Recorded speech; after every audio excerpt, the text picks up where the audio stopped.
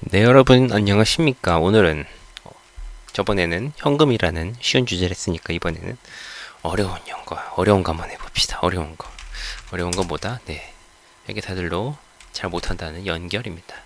잘 못한다고 해서 모욕을 받으신 회계사분들 죄송합니다. 하지만 요거 감사에서도 꽤 난이도 높은 편이고 연결도 안 해보고 이제 나가신 분들은 이제 좀 생소해요. 그래서 좀 못한다고 했습니다. 네, 저도 잘 못해요.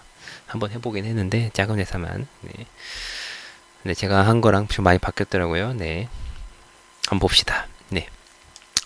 지난번에 제가 관계기업 투자에 대해서 잠깐 언급하면서 이 부분 말씀드린 적이 있을 거예요. 예를 들어서 A라는 회사가 있고 맨날 A네 B라는 회사가 있어요. 얘가 얘를 뭐 예를 들어서 뭐 30% 보유하고 있다. A라는 회사가 B라는 회사 주식 30% 보유하고 있다. 그러면 지분법이라는 걸 쓴다고 했었죠. 근데 만약에 이렇게 보유하고 있다. 상당히 많다. 아니 뭐 지금 제가 70%라고 했지만 어떤 경우에는 이거랑 상관없이 어떤 경우에는 야 얘랑 얘가 보니까 얘는 거의 얘 수족이네 얘나 마찬가지네 라고 들어오는 경우가 있어요. 그러면은 IFRS 우리 실제를 따지는 IFRS 선생님께서는 어떻게 판단하시냐? 야 이거 하나의 법인이잖아 묶어버려. 네가 왜 따로 있어? 그럼 이제 얘는 당황하겠죠. 저 BSPL 따로 있는데요. 그러면 이제 IFRS는 야, 너 얘 그냥 합쳐버려. 같은 회사잖아. 라고 하는 거예요. 그러면 어떻게 하냐? 진짜로 얘랑 얘 재무제표를 합칩니다.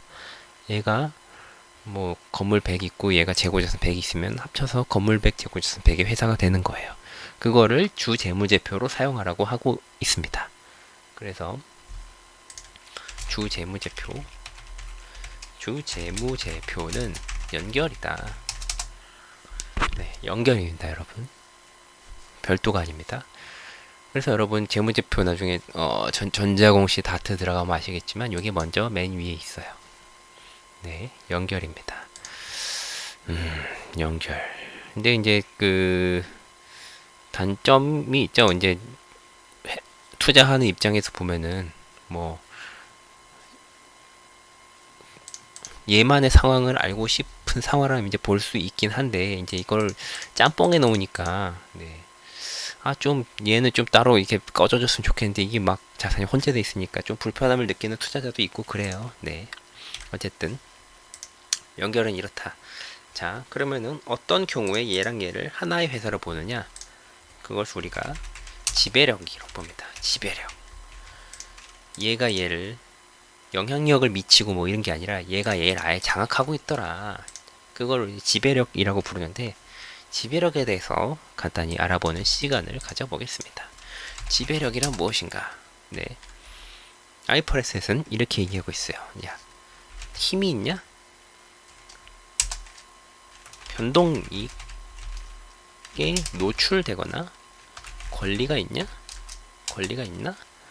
힘을 사용하는 능력. 진짜 참 뭔가 어려운 단어가 같은 게 나오죠. 네. 힘이 있냐? 변동이익에 노출 권리가 있냐? 힘을 사용하는 능력이 있냐? 네, 이렇게 설명을 하고 있어요. 네, 여러분. 먼저 하나씩 봅시다.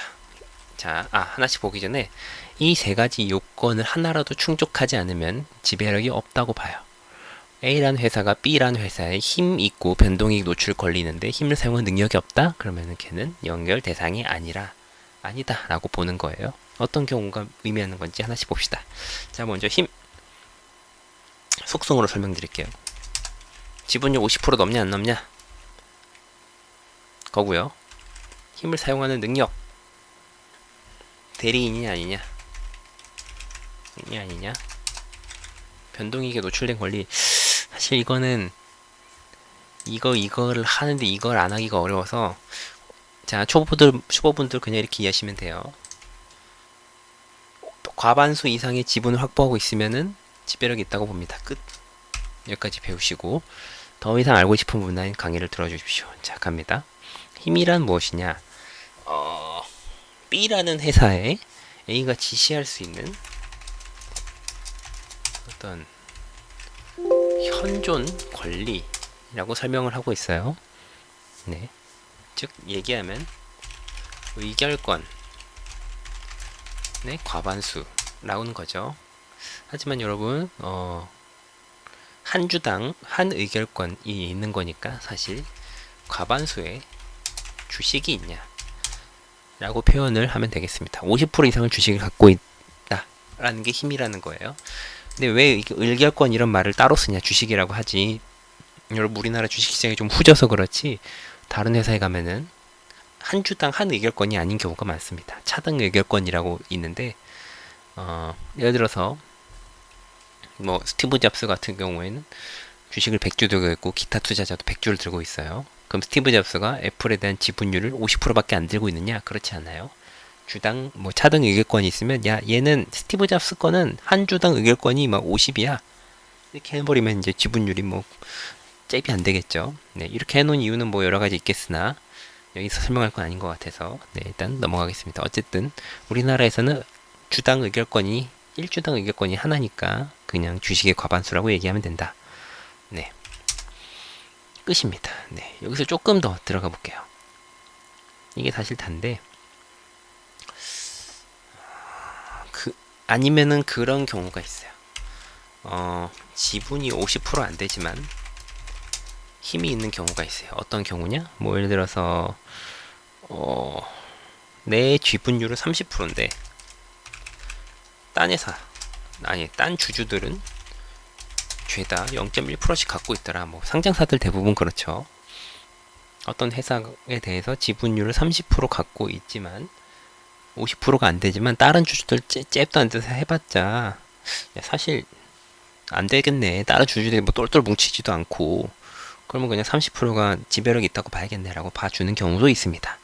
네, 꼭 이거 30%는 예시로 든 거예요. 그러니까 제가 말하고 싶은 거는 지분이 50%가 법이 아니라는 거예요. 네, 50%는 그 편하게 편하려고 이제 설명하는 거고 50%가 아니어도 여러 가지 상황과 정황을 봐서 야 네가 사실상 지배하는 거는 이러면은 지배력 있다고 아니 힘이 있다고 봅니다. 그래서 아이프레스가 어려운 거예요. 개똥 같은 거예요. 기준이 있으면 좋겠는데 이게 막 갑론을박 왔다 갔다 하고 막 회계법인이랑 싸우고 이래야 되는 부분이 있어요. 네. 그리고 만약에 그런 경우도 있겠죠. 어떤 경우는 30%고 딴 주주들이 1%씩 갖고 있다.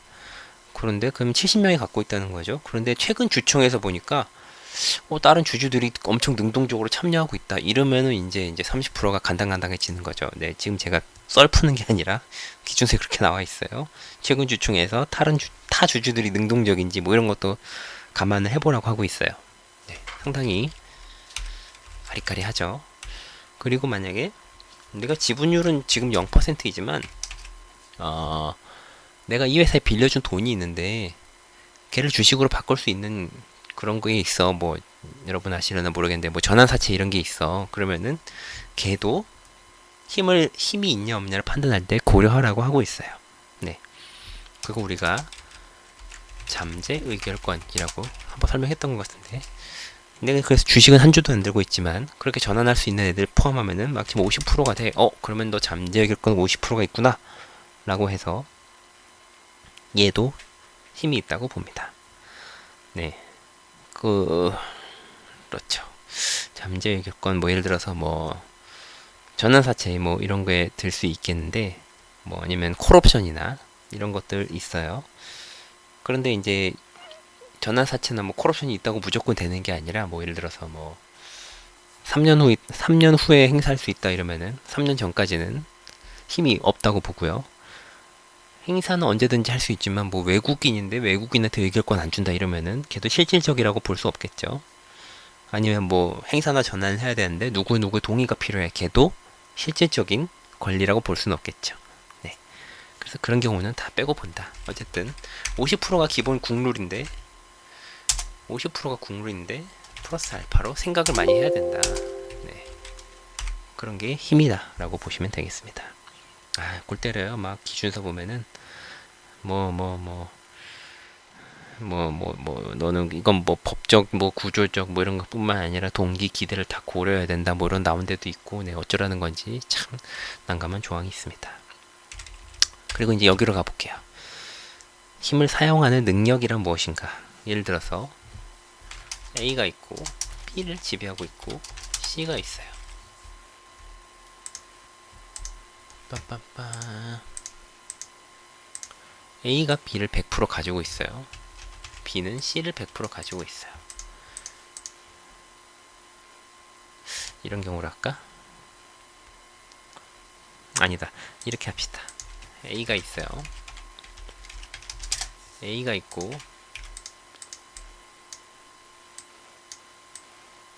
B한테 돈을 빌려줬어요. 그리고 B가 그 돈으로 C를 샀어요. 그러면은 B가 C에 100% 들고 있다고 하더라도 100% 들고 있으면 이제 얘가 얘를 지배한다고 봐야 되겠죠? 근데 봤더니 야, 얘가 얘한테 돈을 빌려줬고 A가 B한테 뭔가 막 계약이 많이 묶여 있어. 알고 봤더니 이제 B는 A의 뭐 임원이었고 뭐 뭔가 이렇게 말 안 들으면 안 되게 돼 있고 뭐 이렇게 돼 있다는 거죠. 그러면은 이렇게 판단하는 거죠. 너 그냥 대리인이구나. 너 힘은 있지만 그 힘을 사용할 능력이 없구나. 그러면은 A가 C를 지배하는 거네. 그렇게 되는 겁니다. 이해가 되십니까? 힘이 있다고 한들 그 힘을 사용하는 능력이 없는 사람들이 있어요. 알파에서는 대리인이라는 표현을 자주 쓰는데, 네. 방금 제가 설명드린 것처럼 뭐 A가 B한테 돈을 빌려줬는데 뭐 여긴 차입계약인데 여긴 지분계약인데 알고 보니 얘가 얘를 지배하고 있다. 이러면은 A가 C를 지배한다고 봅니다. 지금 이 구조는 중국에서 회사들이 많이 쓰는 VIE 구조라는 건데요. 왜 이런 게 중국에 맞냐? 중국 같은 경우에는 왜 뭐 내자법인, 외자법인 해가지고 중국 회사만 뭐 중국 회사를 가질 수 있고 뭐 이런 개똥 같은 법인이 많이 있거든요. 근데 이렇게 한번 쿠션 치고 사면은 A가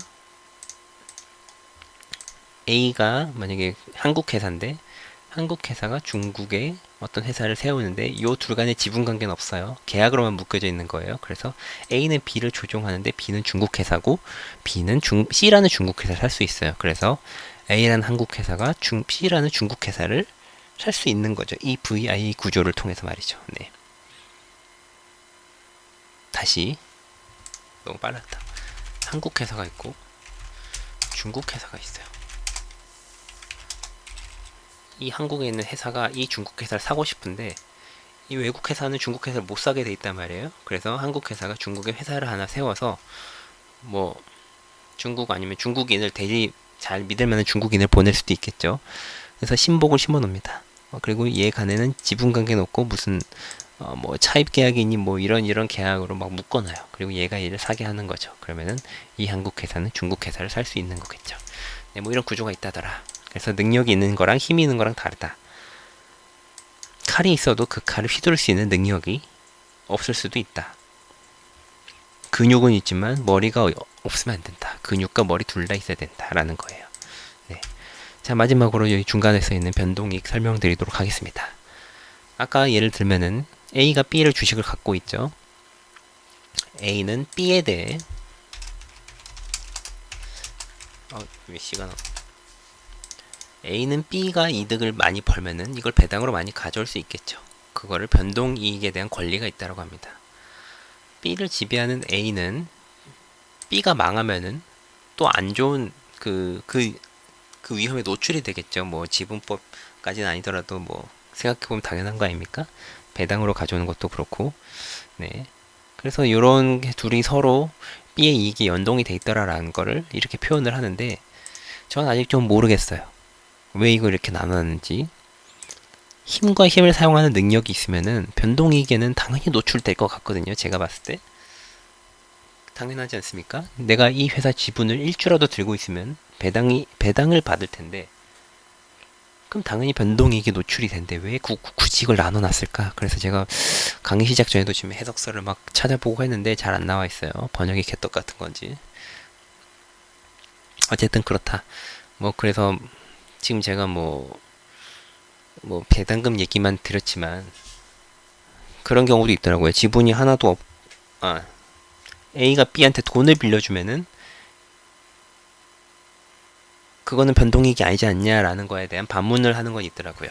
왜냐? B가 망하면은 그 이자도 못 받을 거기 때문에 그런 단순히 주식 거래만 한정해서 보지 마라. 너 연관돼 있는 거는 무조건 다 이거에 해당된다. 라고 보더라고요. 네. 이해가 되셨나요? 네, 그냥 그렇게 이해하세요. 50% 이상이면 연결이구나. 네. 이상입니다.